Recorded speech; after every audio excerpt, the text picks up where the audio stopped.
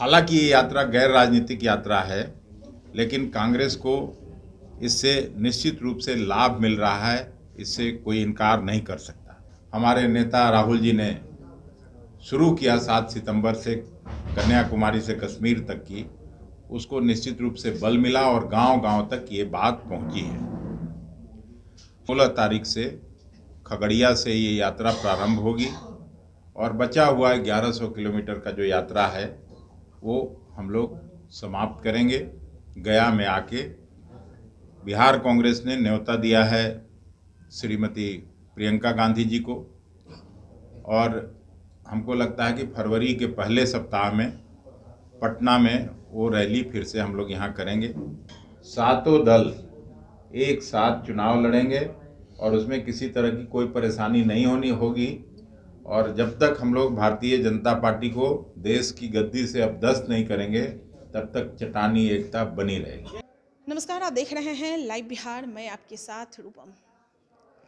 कांग्रेस के प्रदेश अध्यक्ष डॉक्टर अखिलेश प्रसाद सिंह आज प्रेस वार्ता करवाए और उसमें कई मुद्दों पर ध्यान केंद्रित करते हुए सबसे पहले तो उन्होंने ये कहा कि हमारा जो पद यात्रा जो चल रहा है बिहार में, पद यात्रा जब समापन यात्रा होगा तो उस समय बिहार में राहुल गांधी की आने की संभावना है, पद यात्रा के समापन के समय।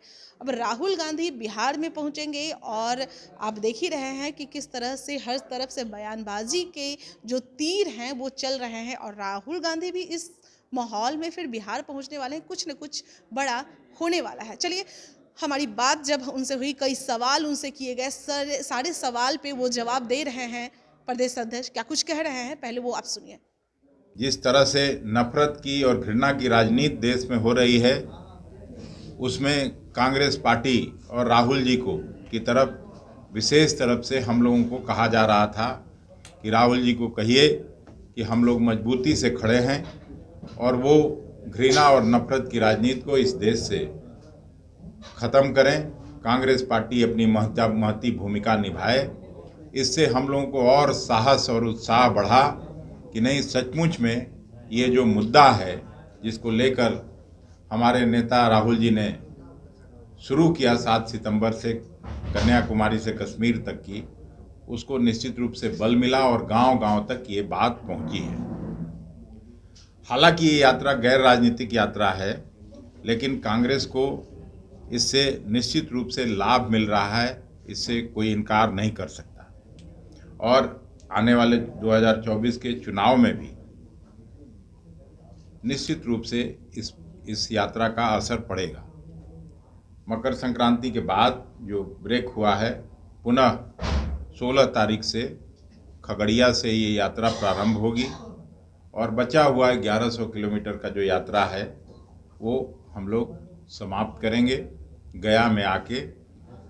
बिहार कांग्रेस ने न्योता दिया है श्रीमती प्रियंका गांधी जी को और हमको लगता है कि फरवरी के पहले सप्ताह में पटना में वो रैली फिर से हम लोग यहाँ करेंगे और जब समापन होगा तब तक राहुल जी की यात्रा समाप्त हो चुकी रहेगी और समापन समारोह में फिर से गया में एक बड़ी रैली करके इस यात्रा का समापन करेंगे।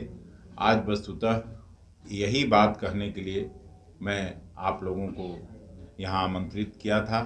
फिर से आपको मकर संक्रांति की बहुत बहुत बधाई, शुभकामनाएं। देखिए, ऐसे तो अब तक कुछ न कुछ डिसीजन हो गया रहता, लेकिन राष्ट्रीय जनता दल के राष्ट्रीय अध्यक्ष लालू प्रसाद जी बीमार हैं और इस अवस्था में नहीं हुआ होगा चूँकि वो एमएलए हैं।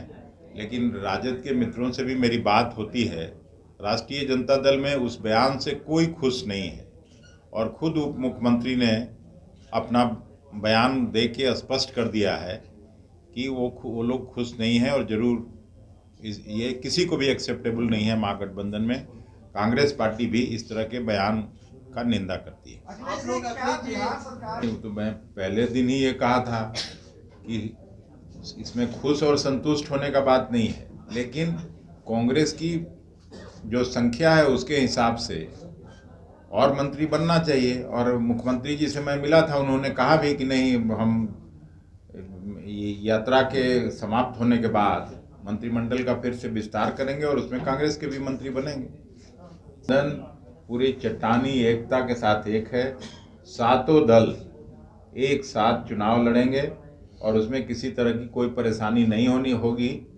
और जब तक हम लोग भारतीय जनता पार्टी को देश की गद्दी से अपदस्थ नहीं करेंगे तब तक चट्टानी एकता बनी रहेगी। आज तो बीतने दीजिए, उसके बाद सब हो जाएगा। और इसको मैं जरूरी नहीं समझता, लेकिन जरूरी तो बताना पड़ेगा। एक्सपेक्टेशंस आपके क्या हैं? एक्सपेक्टेशन है 2 मंत्री मेरा बनना चाहिए।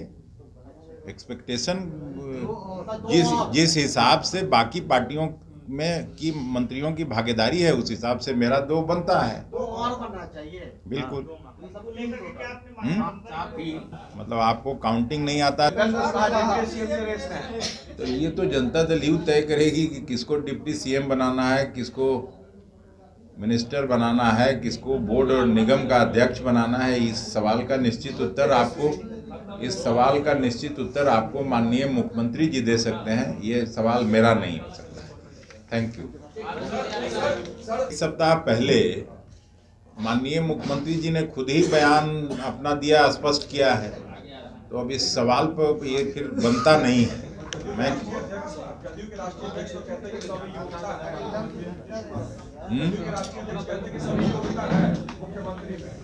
नहीं तो उनके योग्य होने पर कौन सवाल खड़ा कर सकता है? तो आपने सुना, कई सवालों के जवाब देते हुए उन्होंने यह भी कह दिया कि अनुपातन अगर देखा जाए तो कांग्रेस की तरफ से 2 मंत्री और होने चाहिए। और इसके बारे में, इस विषय में मुख्यमंत्री से उनकी वार्ता भी हुई है और इस विषय में मुख्यमंत्री जी साफ तौर पे कह रहे हैं कि हम यात्रा के बाद, जो समाधान यात्रा पे जो गए हुए हैं, समाधान यात्रा के बाद इस पे विचार करेंगे और हो सके 14 तारीख के बाद यह भी पता चल जाएगा कि आखिर कौन 2 मंत्री कांग्रेस के तरफ से बनने वाले हैं। साथ ही साथ उनसे संजय जायसवाल पे भी सवाल किए गए और उस पे भी उन्होंने कटाक्ष कसते हुए कहा कि अब उन लोगों की सत्ता चली गई है तो वो लोग बौखला गए हैं और इस तरह के अनर्गल बयान देते नजर आ रहे हैं। सुधाकर सिंह पे भी उन्होंने कहा कि सुधाकर सिंह जिस तरह से बयान दे रहे हैं ये उनका व्यक्तिगत बयान है और इससे कोई भी पार्टी खुश नहीं है। चलिए, और भी जानकारी के लिए आप बने रहें आप लाइव बिहार के साथ। धन्यवाद। लाइव बिहार YouTube पर सब्सक्राइब और Facebook पर लाइक जरूर करें।